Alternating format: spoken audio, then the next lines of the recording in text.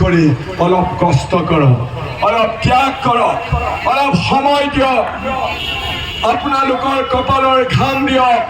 আৰু মই আপোনালোকক ৱাদা কৰিছোঁ, আপোনালোকৰ এই কষ্ট, আপোনালোকৰ এই ত্যাগ, আপোনালোকৰ আৰু সেই নিৰাপত্তা সুনিশ্চিত কৰিবৰ কাৰণে এই ২৬ এপ্ৰিলৰ নিৰ্বাচনত মই সকলোকে আহ্বান জনাইছোঁ যে দুটা সাম্প্ৰদায়িক শক্তি AIUDF আৰু বিজেপি দলে দুজন কেণ্ডিডেট দিছে, এজন সুৰেশ বৰা আৰু এজন আমিনুল ইছলাম।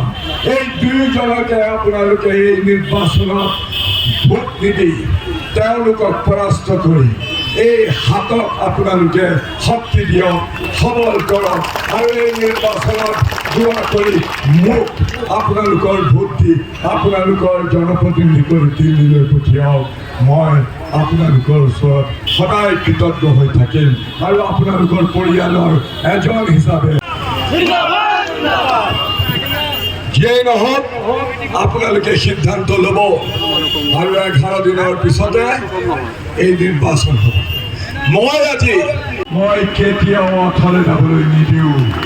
মই আপোনালোকক সকলোকে মোৰ নিজৰ বুকুৰ মাজত সোমোৱাই একোজন পৰিয়ালৰ সদস্য বুলি গণ্য কৰি আপোনালোকৰ কাৰণে, আপোনালোকৰ বিষয়ে আৰু আপোনালোকৰ স্বাৰ্থৰ হকে ইনশাআল্লাহ 2026 ইনশাআল্লাহ এখন চৰকাৰ গঠন কৰিব আৰু তাৰ আগতে 2024 এই নিৰ্বাচনত মোদী চৰকাৰ নহয়, দিল্লীত আমি প্ৰতিষ্ঠিত কৰিম কংগ্ৰেছ চৰকাৰ, যি কংগ্ৰেছ চৰকাৰে আপোনাৰ স্বাৰ্থ ৰক্ষা কৰিব।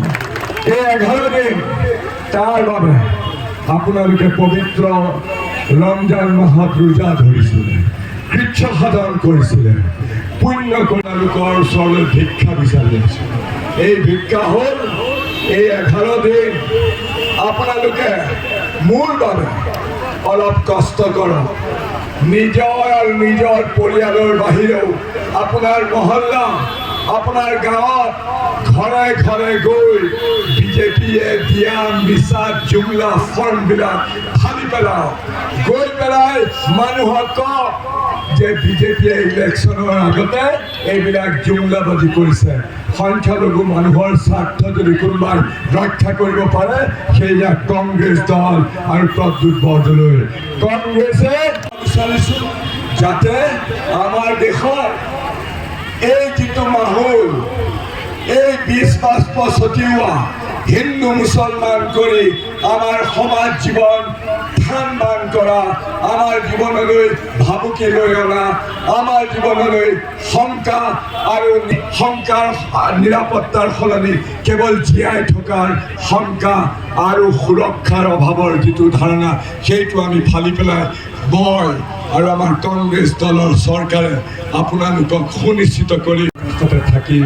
এই প্ৰতিশ্ৰুতি দি মই আকৌ এবাৰ আপোনালোকক অনুৰোধ কৰিছোঁ আৰু আপোনালোকৰ দুৱা বিচাৰি প্ৰাৰ্থনা কৰিছোঁ, কংগ্ৰেছৰ এই হাতৰ চিনত ভোট দিয়ক। ধন্যবাদ, ধন্যবাদ। সুৰেশ বৰাই কৰিব নোৱাৰে, সেই কাম কেৱল কংগ্ৰেছৰ এই প্ৰদ্যুৎ বৰদলৈ কৰিব পাৰিব। আপোনালোকৰ এজন এইবাৰ যিহেতু নগাঁও লোকসভাত সংখ্যালঘুৰ ভোট অধিক, গতিকে সংখ্যালঘুৰ ক্ষেত্ৰত আপুনি কোনবোৰ ক্ষেত্ৰত বেছিকৈ প্ৰাধান্য? কোনবোৰ ক্ষেত্ৰ নহয়, সামাজিক ন্যায়ৰ ক্ষেত্ৰত প্ৰত্যেকটো ক্ষেত্ৰত শিক্ষা, স্বাস্থ্যসেৱা এইবিলাককে ধৰি বিজেপি চৰকাৰৰ, হিমন্ত বিশ্ব শৰ্মা চৰকাৰৰ যি অবিচাৰ, অনাচাৰ আৰু বৈষম্যৰ তেওঁলোকে যিটো নীতি গ্ৰহণ কৰিছে সংখ্যালঘু সম্প্ৰদায়ৰ বিৰুদ্ধে, তাৰ বিৰুদ্ধে মই যুদ্ধ কাৰ্যসূচী আয়োজনে কিমান সংখ্যক লোকে আজি যোগদান কৰিছে? 1000 ওচৰত আৰু আটাইতকৈ বেছি যোগদান কৰিছে UDF দলৰ পৰা, আৰু UDF দল আৰু বিজেপি। আজি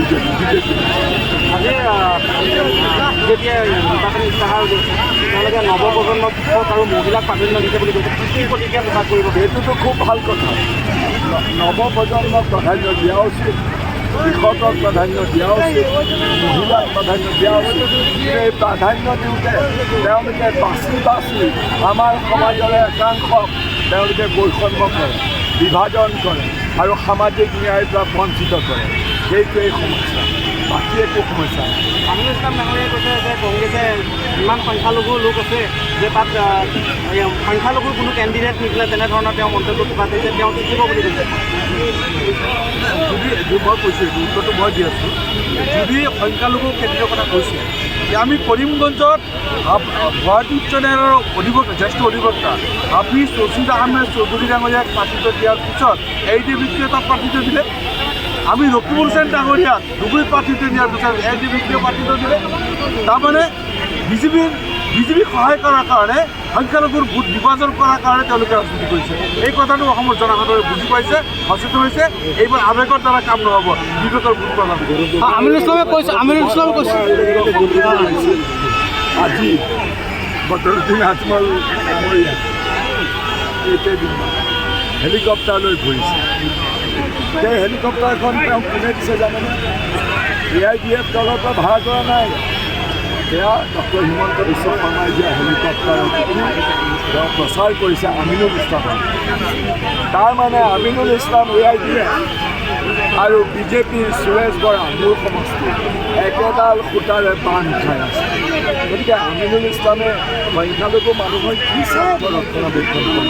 যেতিয়া হিমন্ত বিশ্ব শৰ্মাই বাৰে বাৰে তেওঁলোকৰ ওপৰত পুলিচ বাহিনীয়ে দিছে, উচ্ছেদ কৰিছে, বুলডোজাৰ দি তেওঁলোকৰ ঘৰ ভাঙিছে আৰু এই বসুন্ধৰা আঁচনি আজি 2 বছৰ হৈ গ'ল, এজনো মুছলমানক তেওঁলোকে মাটিৰ পট্টা দিয়া নাই।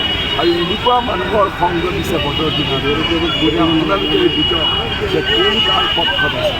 আমিনুল ইছলামে কৈছে যে নগাঁৱত 2জন প্ৰাৰ্থী, বিজেপিৰ 2জন প্ৰাৰ্থী আছে, এজন কংগ্ৰেছৰ পৰা কৈছে আৰু এজন বিজেপিৰ নিজে। আজি যিটো মিটিং সেইটোতে কৈছে তেওঁ কপি পেষ্ট কৰাত ইচ্ছা, তেওঁৰ মোৰ হৰ্ডিং মোৰ হেৰি চব কপি পেষ্ট কৰে। গতিকে মোৰ ভাষণ চাগে কেনেবাকৈ শুনিছে, গতিকে সেই কথাকে কৈছে। তেওঁ ৰাইজে সিদ্ধান্ত ল'ব, সেইটো তেওঁ নিশ্চিন্ত। আমিনুল ইছলামে মুক্তভাৱে আহ্বান কৰিছে।